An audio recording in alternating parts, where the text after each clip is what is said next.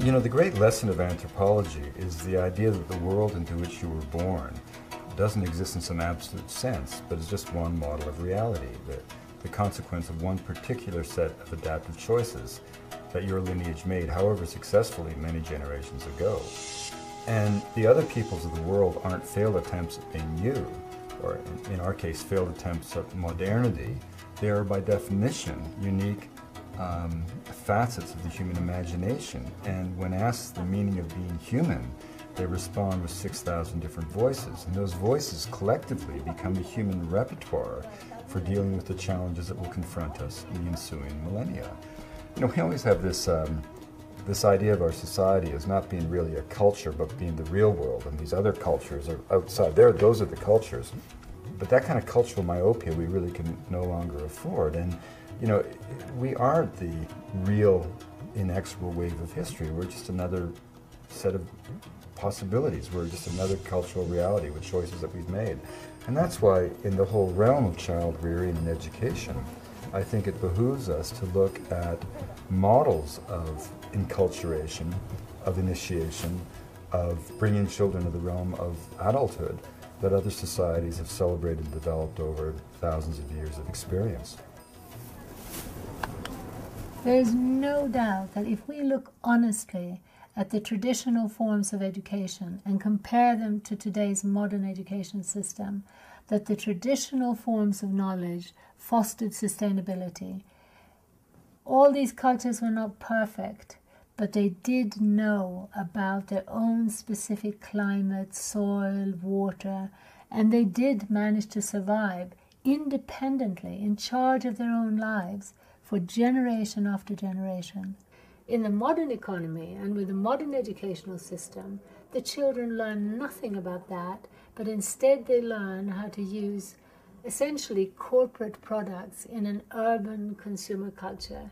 So once they've been educated in modern schools, they literally don't know how to survive in their own environment.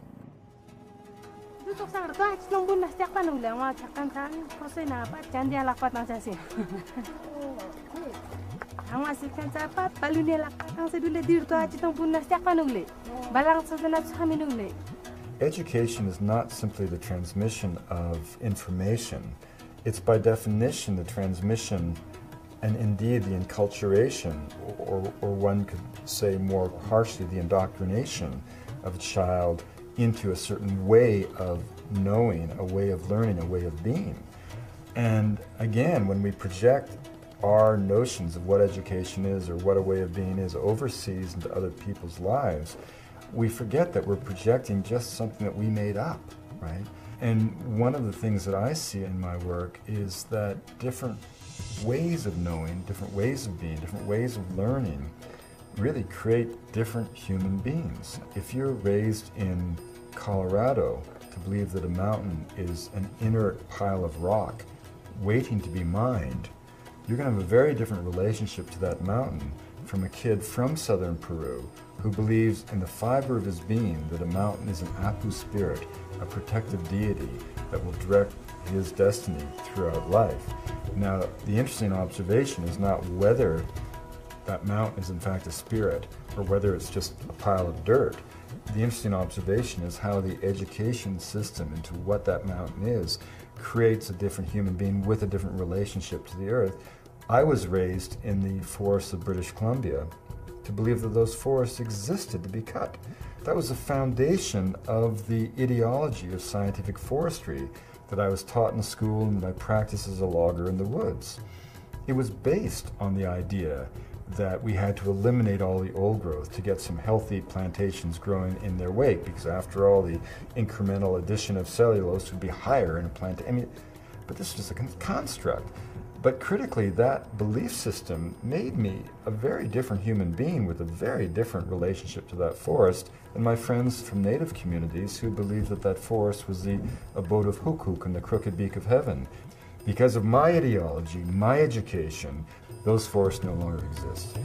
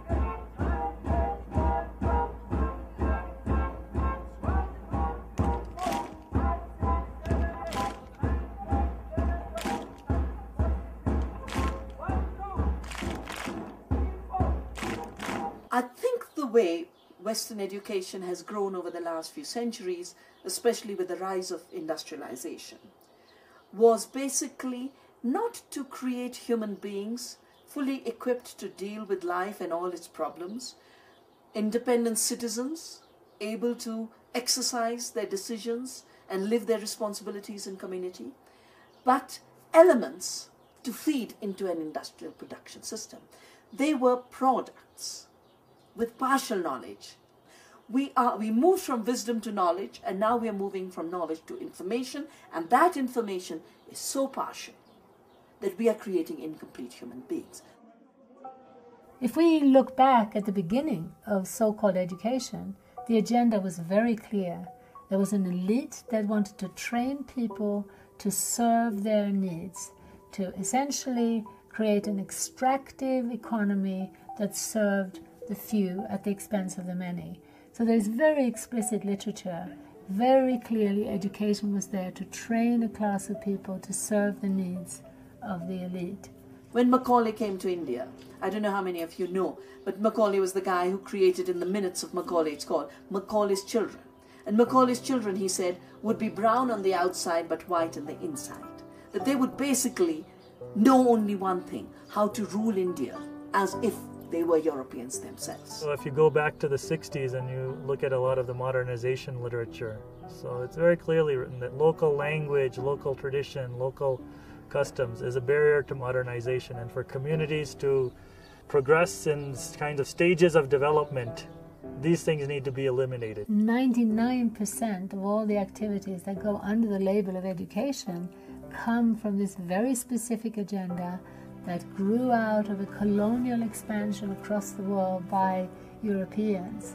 And now in different countries in the so-called third world, the basic fundamental agenda is the same, is to pull people into dependence on a modern centralized economy, is to pull them away from their independence and from their own culture and self-respect,